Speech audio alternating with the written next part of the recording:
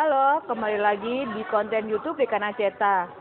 Pada siang hari ini yang cuacanya agak sedikit mendung ya kalau Surabaya. Kita kedatangan tamu khusus yang luar biasa hebatnya, luar biasa sibuknya. Beliau sampai berkenan ya untuk datang di podcastnya Dekana Ceta. Kali ini kita kedatangan tamu Dr. Hendra Surya Rasmawan, spesialis kandungan ya Mas ya. SPOG. SPOG lah. Kalau istilahnya di kedokteran itu adalah SPOG. Gimana Mas? Tadi kesini kayaknya setelah operasi ya?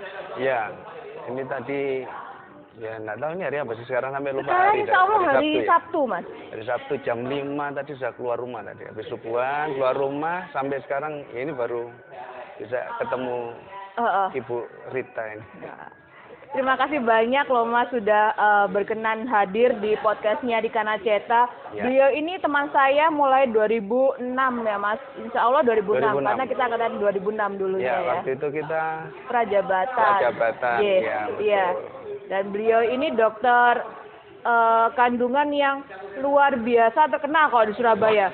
Jadi kalian bisa ngelihat Dokter Hendra Surya Rasmawan. Pasti kalian semuanya tahu kalau di Google itu selalu muncul langsung lah pokoknya. Ya, sekarang kalau di Google mesti muncul. Oh iyalah pastinya ya Mas keluar ya. Instagram, keluar Facebook segala macam keluar ya. Dia ini betapa sabarnya beliau.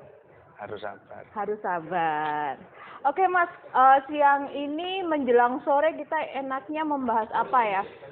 Kayaknya kita akan membahas tentang infertilitas. Ya, infertilitas. Ya. Sekarang lagi ngetren memang infertilitas ini. Jadi sekarang kan perempuan-perempuan itu dengan banyak ritme pekerjaannya, pasti kan hormon itu naik turun Mas. Ya, betul. Bagi perempuan khususnya itu ya. Nah, bisa nggak sih Mas dijelasin apa sih pengertian infertilitas itu? Infertilitas ya. Jadi secara per definisi ya, saya kalau mau cerita dulu per definisi infertilitas itu apabila ada seorang wanita dan pria yang sudah menikah dan dalam khusus wanita dan pria yang sudah menikah Mas ya pastinya. Harusnya begitu. Harusnya seperti itu ya Mas ya. Jadi setelah menikah dalam 1 tahun belum diberi momongan. Dengan syarat dia melakukan hubungan suami istri teratur dalam seminggu bisa 2-3 kali, dalam 1 tahun belum hamil itu baru kita sebut infertilitas. Berarti apakah itu pasti infertilitas Mas?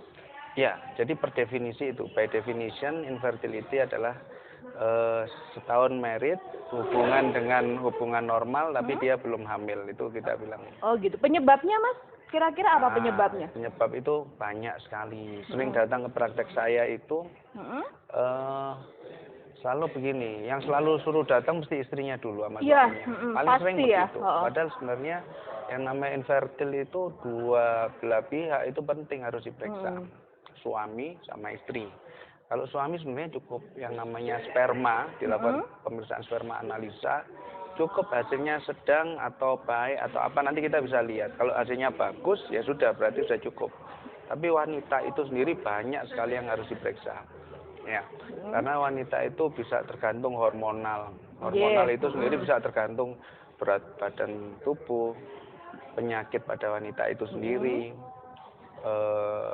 gangguan genetik dan lain-lain. Oh, ada ya gangguan genetik itu ya Mas ya? Iya, itu mempengaruhi ovulasi. Di luar ovulasi kan harus ovulasi kan. Ovulasi itu proses keluarnya sel telur dari indung telur.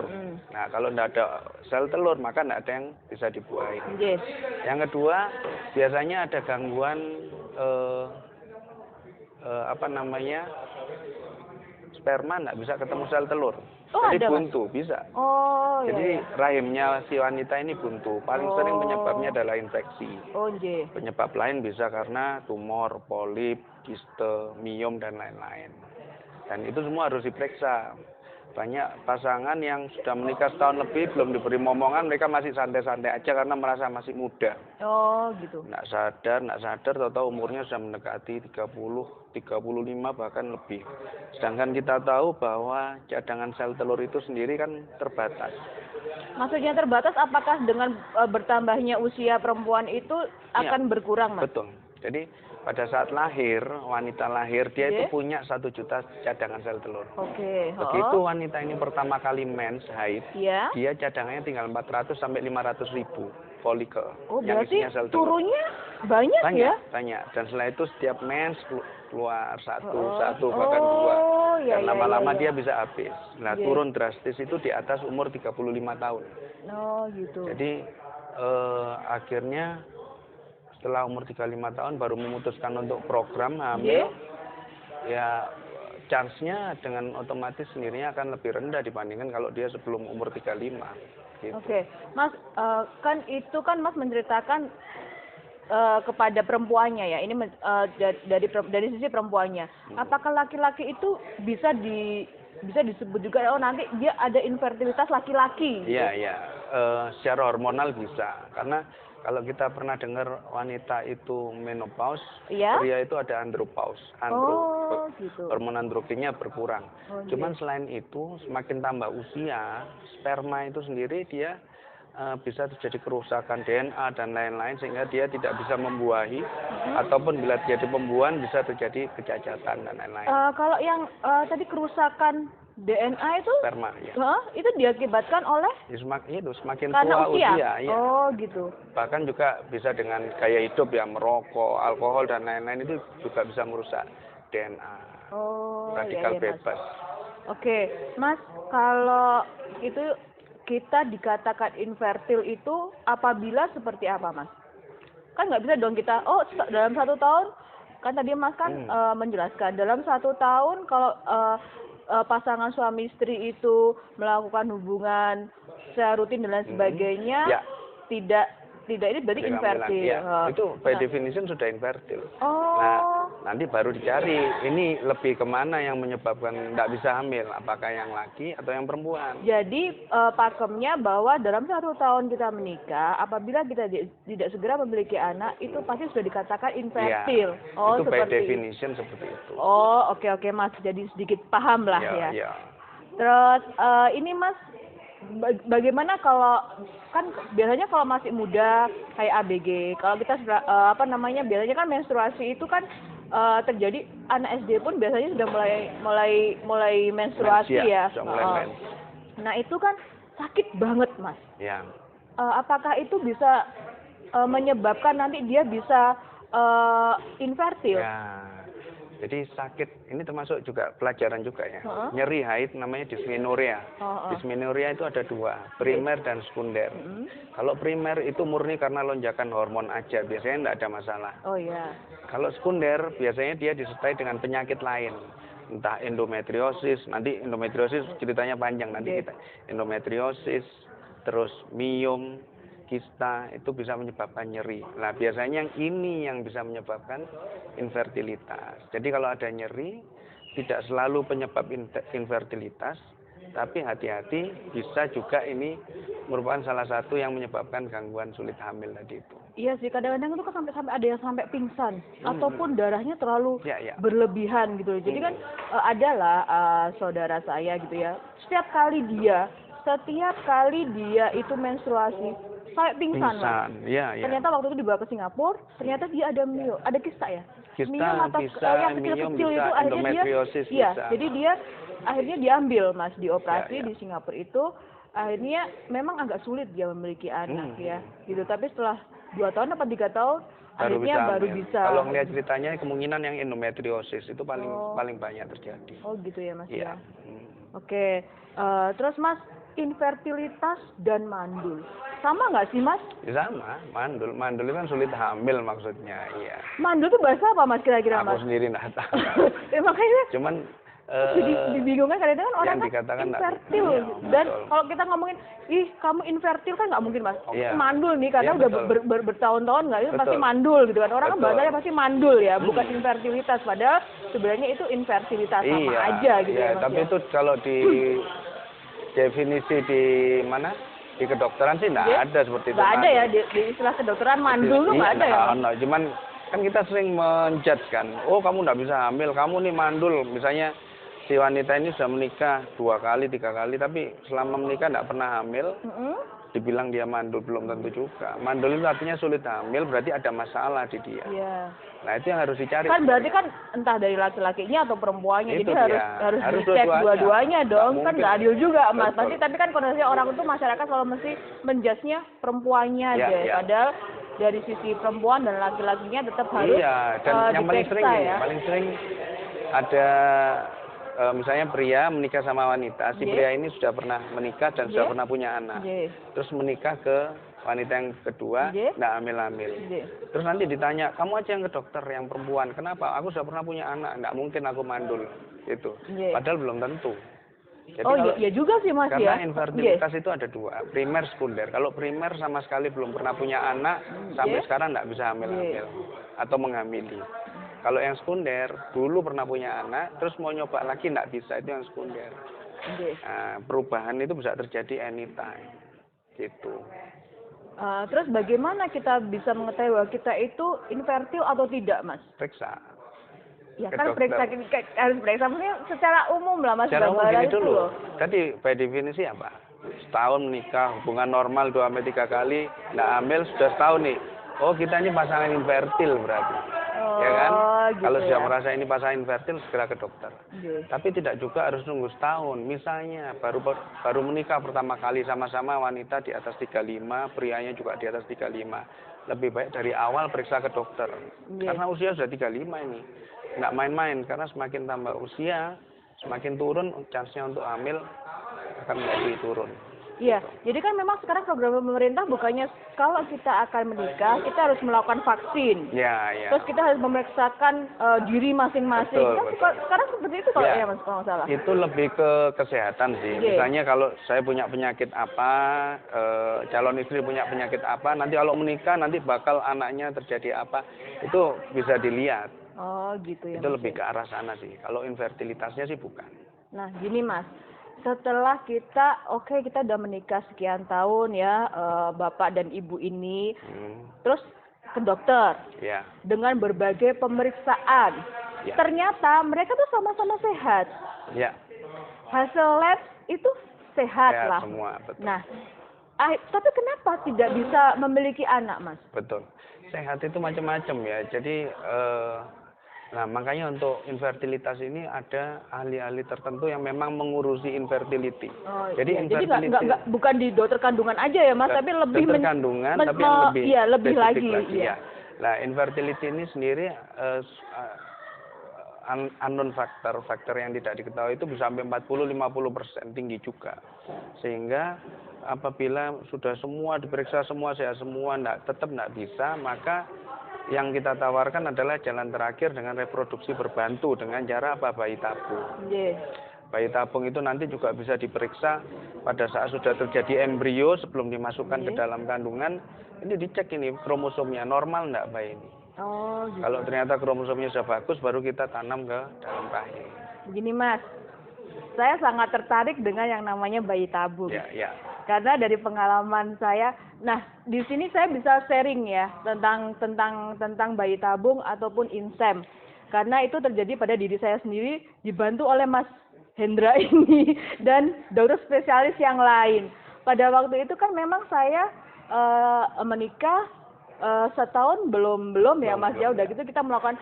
Kenapa dokter tidak menyarankan langsung bayi tabung Mas? Kenapa harus insem dulu deh sekali 2 kali, kalau memang baru insem itu gagal baru bayi tabung. Itu kenapa Mas? Kita ini di Indonesia ya, khususnya di Indonesia kadang-kadang orang kalau langsung ditawari bayi tabung itu langsung reject dulu, belum apa-apa disuruh bayi tabung. Iya juga sih ya Mas dan pada saat itu kan beberapa tahun yang lalu ya, jadi sekarang ternyata insight atau cara berpikir tentang bayi tabung itu sudah jauh berbeda. Orang-orang dulu kan berpikir zaman dulu ya, 5-10 tahun dulu mungkin, aku tak coba hamil dulu atau santai-santai dulu, nanti kalau mentok umur 40 kalau nggak bisa baru bayi tabung. Betul ya? Kan mikirnya gitu. Toh sama-sama bayar bayi tabung. Ternyata yang tadi saya bilang cadangan sel telur lama-lama turun. Even bayi tabung lalu masuk umur 40 tahun ke atas, maka angka keberhasilannya juga akan turun ternyata. Jadi makanya sekarang pun sudah akan lain lagi ya, lain ceritanya ya. Kalau ketemu sekarang dengan kondisi usia mungkin sudah di atas 35, dengan kondisi sudah dicoba susah hamil, pasti kita sudah istilahnya mengedukasi pasien tentang bayi tabung ini.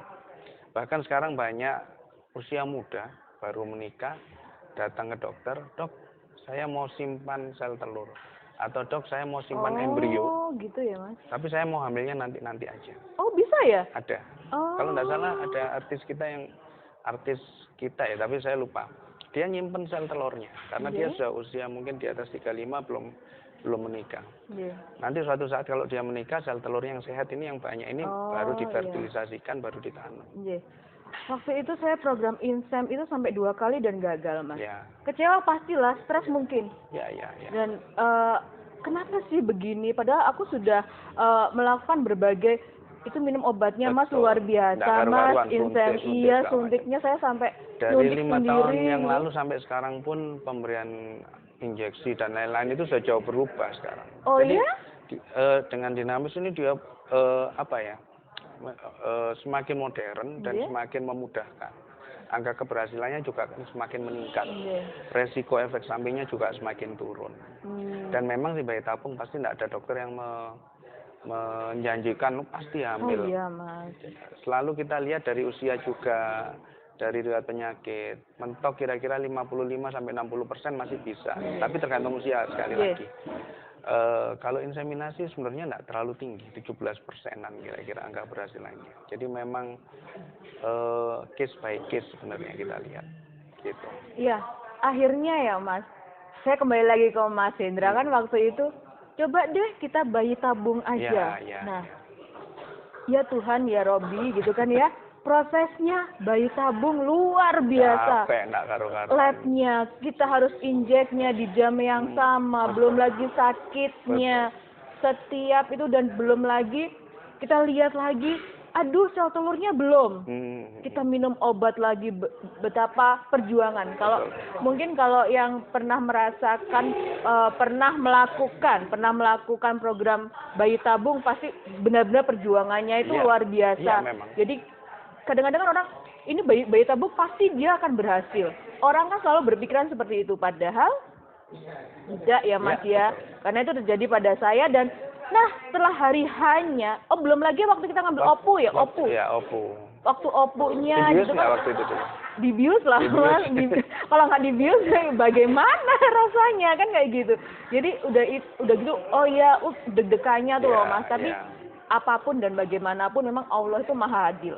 Kalau kita tidak berserah diri kepada Allah, dan kan dokter itu perantara ya mas ya. Dokter itu perantara. Jadi kita kan dengan bantuan dokter, bukan berarti kita tidak percaya dengan dokter itu gitu loh. Kalau gagal gitu kan nggak boleh kayak gitu mas. Kita lewat dokter.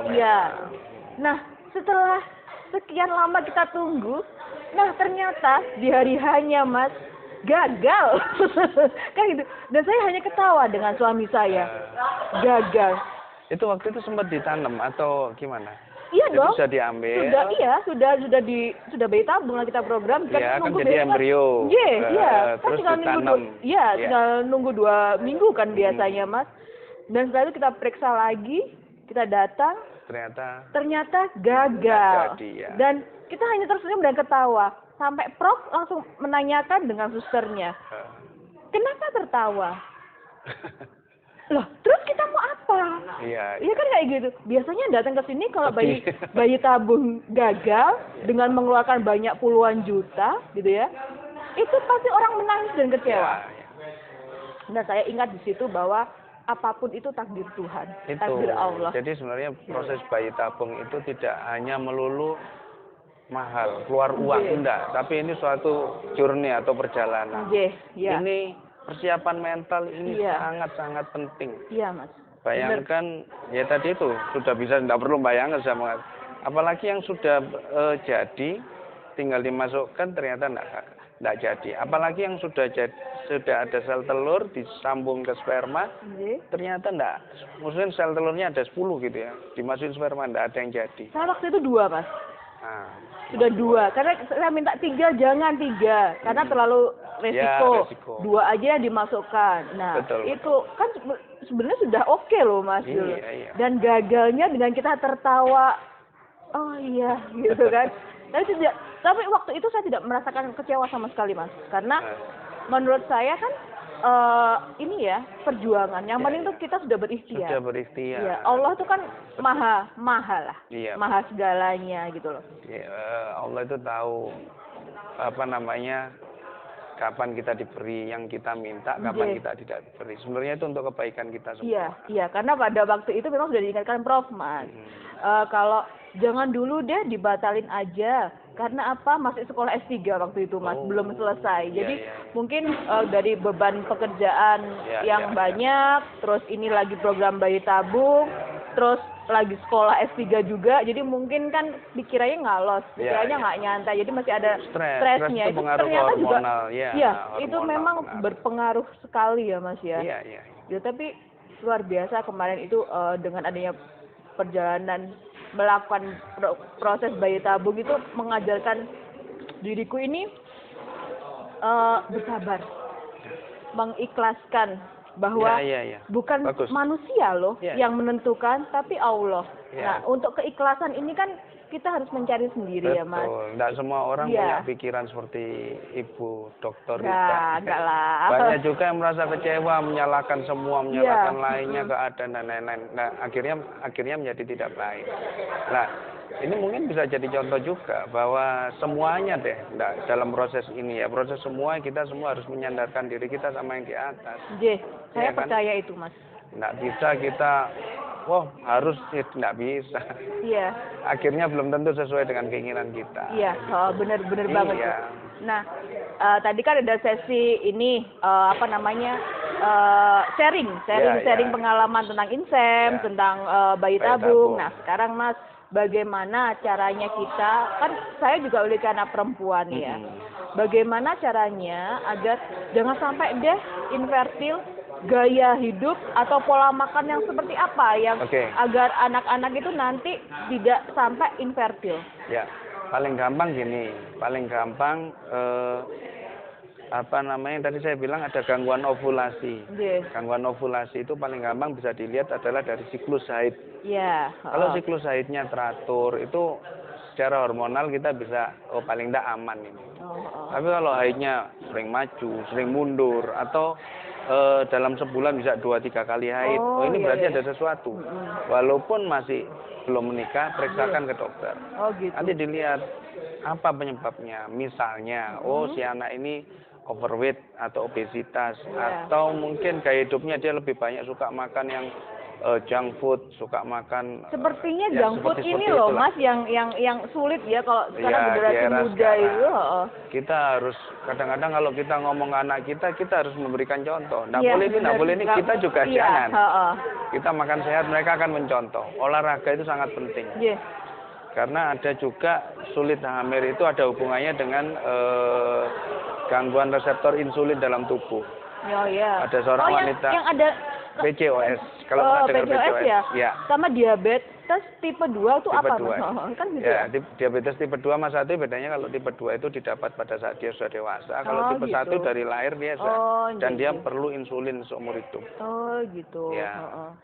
Ya, either way dua-duanya itu juga beresiko untuk terjadinya gangguan ovulasi.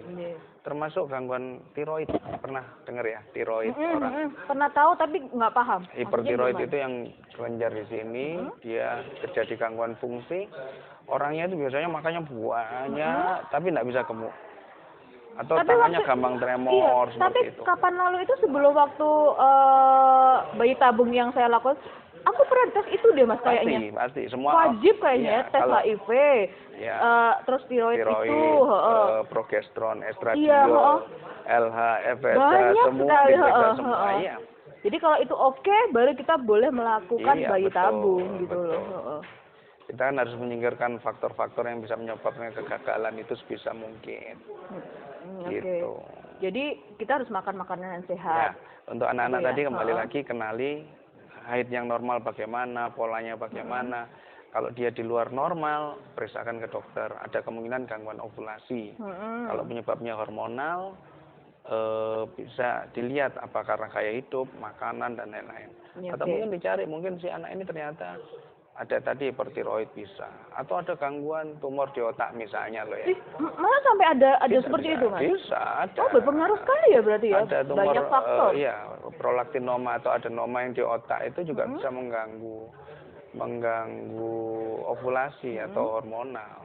Jadi anak saya itu ada yang kadang-kadang mensnya 2 bulan sekali, 3 bulan sekali. Itu berarti harus diperiksakan ke dokter ya. Minimal kita lihat apa ini penyebabnya. Kalau bisa dirubahnya dengan lifestyle, perubahan lifestyle, diet, exercise, oke, lebih enak. Atau kalau perlu obat dari awal sudah kita berikan. Oh gitu ya. Oh oke. Ini sesuatu hal yang menarik yang mungkin di luar sana di teman-teman di Kanaceta ini bingung ya Mas ya, apa sih infertil dan sebagainya, dan sekarang kita udah jelaskan di siang menjelang sore ini dengan bahasa yang mudah dipahami. Bahasa awam harus begitu. Kalau kita ngomongin bahasa kedokteran kita pusing Mas. Iya pusing. Jadi nggak paham dan nanti kita tidak bisa nge-share lagi ke orang lain kan gitu loh. Nah itu tadi kan sudah ya Mas ya, apa sih yang harus kita lakukan biar kita anak-anak kita ini jangan sampai infertil dengan merubah gaya hidup dan pola makan. Nah kalau sudah ya Mas ya, kalau sudah didiagnosa sama dokter kamu infertil dan tidak bisa punya anak lagi. Ya harus. Dokter itu kan mendiagnosa pasti ada dasarnya. Kamu infertil karena ini, ini. Pasti akan diberikan solusinya sama dokter. Kalau sudah seperti ini solusinya ini solusinya ini. Sampai yang terakhir adalah bayi tabung itu tadi. Jadi gitu. kalau sudah nggak bisa nggak sih Mas didiagnosa bahwa kamu sudah nggak bisa punya anak lagi? Tergantung. Sekarang misalnya habis misalnya ya si seorang wanita ini datang ke dokter dengan keluhan ada merasa massa di dalam perut. Setelah diperiksa ternyata, ini ternyata ada tumor di ovarium. Setelah diperiksa ternyata, ganas. Harus diangkat semuanya, ovarium dua-duanya lah. Kalau sudah diambil dua-duanya ovarium atau bahkan diangkat sama kandungannya sudah tidak bisa. Berarti sudah bukan kuasa kita lagi sebagai manusia, hanya kuasa Allah aja kita harus kalau sudah seperti itu memang sudah harus menerima. Dan sekarang banyak juga yang akhirnya mereka berdamai dengan itu dan akhirnya adopsi anak. Iya sih, jadi nggak mesti kalau kita sudah didiagnosa bahwa kita infertil, kita tidak bisa memiliki anak lagi, tapi kita masih punya hidup yang lain kok ya. Iya, bukan akhir dari segala-galanya juga. Ya, jadi nggak boleh berputus asa. Kita masih bisa mungkin ya itu tadi ya Mas mengadopsi anak dan lain sebagainya itu ya, ataupun kalau memang tidak menginginkan mengadopsi anak, kita bisa membiayai anak yatim piatu kayak gitu kan, apapun itu yang berguna untuk orang lain gitu ya. Itu ya akan kembali kepada kita sendiri kebaikan tersebut. Iya. Mas kayaknya ini udah terlalu panjang dan lebar ya. Nanti teman-teman di Kanaceta ini tambah bingung. Jadi terima kasih banyak Mas Hendra sudah menjelaskan kepada kita tentang infertilitas. Semoga teman-teman di Kanaceta ini bisa lebih paham, lebih bisa menerima apabila terjadi di dirinya sudah infertil. Infertil adalah dia sudah menikah dalam 1 tahun tapi belum frekuensi hubungan biasa, belum jadi kehamilan. Belum jadi kehamilan itu namanya udah infertil, tapi kita tetap harus berusaha semaksimal mungkin, tapi tetap Allah yang akan menentukan apakah kita itu bisa memiliki keturunan atau tidak. Betul sekali.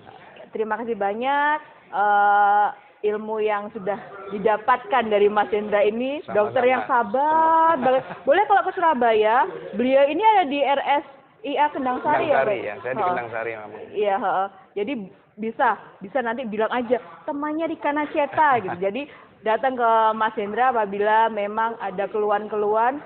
Terima kasih banyak. Jangan lupa di like, di subscribe, di komen. Tentunya pasti komen yang positif. Terima kasih banyak ya Mas Sama-sama. Terima kasih banyak. Sampai jumpa lagi di konten-konten YouTube edukasi yang lebih oke lagi lah pokoknya. Terima kasih. Assalamualaikum warahmatullahi wabarakatuh.